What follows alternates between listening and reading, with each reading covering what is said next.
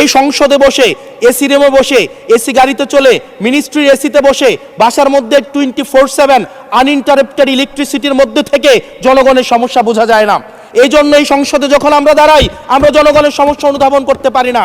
আমরা এই সংসদে বসে যদি আমরা লোডশেডিংয়ে আমরা খুঁজি, এই সংসদে বসে লোডশেডিং পাওয়া যাবে না, এই সংসদে বসে জনগণের সমস্যা পাওয়া যাবে না, এই সংসদে বসে সব কিছুকেই মাননীয় স্পিকার আমরা যে এই বাংলাদেশের সবচেয়ে সুবিধাভোগী মানুষের মধ্যে এই সংসদে যারা বসে আছি বাংলাদেশের সবচেয়ে ফেসিলিটেড মানুষের মধ্যে আমরা অন্যতম। মাননীয় স্পিকার আমাদের জনগণের কাছে যেতে হবে, জনগণের আশাগুলোকে, সময়গুলোকে, স্বপ্নগুলোকে আমরা রাজনৈতিক ভাষার মধ্য দিয়ে, কর্মসূচির মধ্য দিয়ে সেগুলোকে বাস্তবায়নের জন্য আমাদের সবাইকে সমন্বিতভাবে ঐক্যবদ্ধভাবে কাজ করার প্রয়াস আমাদেরকে থাকতে হবে।